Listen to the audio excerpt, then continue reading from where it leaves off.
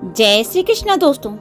क्या आप जानते हैं प्रत्येक वर्ष एक दिन ऐसा आता है जिस दिन किए गए व्रत का फल सबसे अधिक प्राप्त होता है। जी हाँ, वह दिन होता है जेठ मास की शुक्ल पक्ष में आने वाली निर्जला एकादशी का। इस दिन किए गए निर्जल व्रत से मोक्ष की प्राप्ति होती है, विष्णु भगवान की प्राप्ति होती है। तो आइए सुनते हैं निर्जला एकादशी की पौराणिक कथा। एक समय की बात है, किसी गांव में राजा नाम का एक जाट रहता था। राजा की नई नई शादी हुई थी और उसकी पत्नी अपने मायके गई हुई थी। राजा पहली बार अपनी पत्नी को लाने ससुराल जा रहा था। राजा बहुत ही उत्साहित था। वह नए कपड़े पहनकर जल्दी जल्दी तैयार हुआ और ससुराल जाने के लिए निकल गया।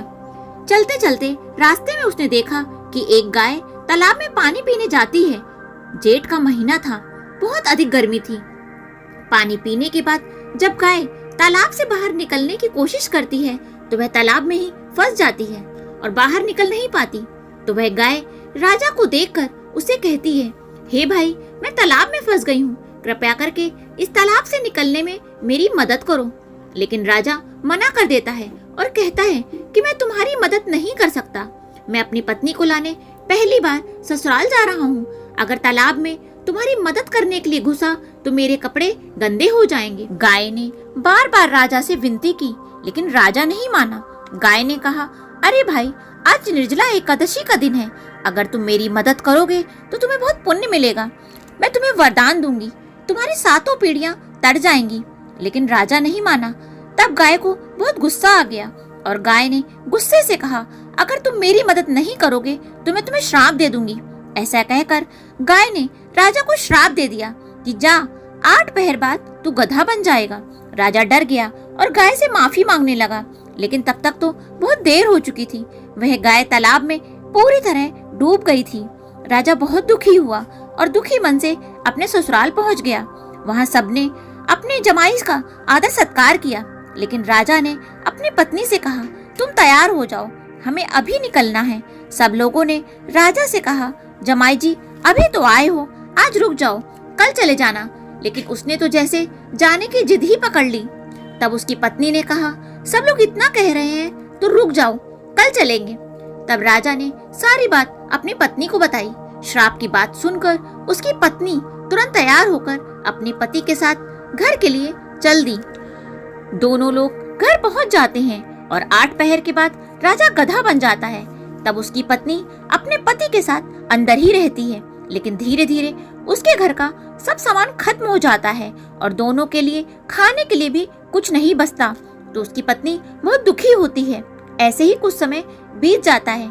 फिर एक दिन वह गधा अपनी पत्नी से कहता है कि तुम मुझे लेकर मजदूरी करने चलो। उसकी पत्नी यह बात मान लेती है और दोनों नगर के राजा के यहाँ मजदूरी करने पहुँच जाते हैं। राजा के यहाँ एक कुआं खोदने का काम चल रहा था। वहीं पर वह मिट्टी डालने का काम करने लगती है। जब सब मजदूरों ने देखा कि वह अपने सर पर मिट्टी रखकर डाल रही है तो वह सब बोले, बहन, तुम्हारे पास तो ये गधा है, फिर तुम अपने सर पर मिट्टी रखकर क्यों डाल रही हो? इस गधे पर रखकर मिट्टी क्यों नहीं डालती? वह कुछ नहीं बोली, चुपचाप अपना काम करती रहती है। यह सब दूर से राजा भी देख रहे थे। उन्हें बहुत आश्चर्य हो रहा था।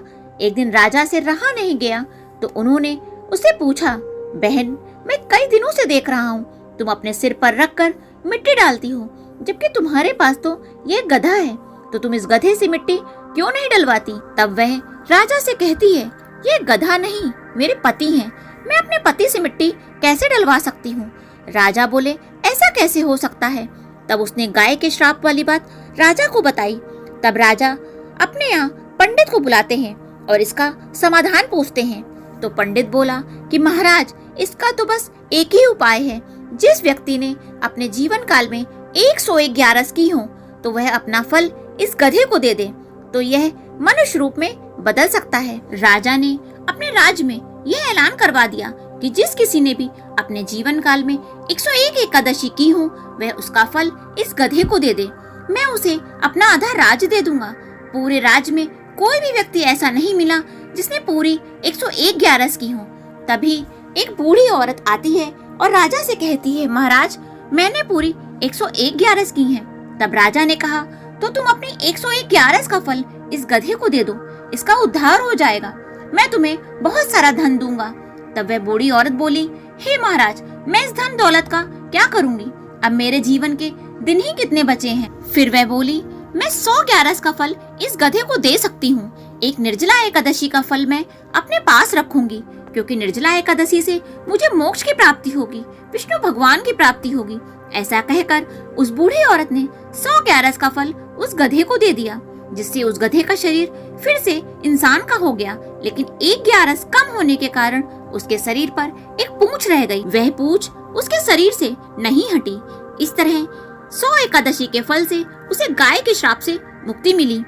बोलो विष्णु भगवान की जय।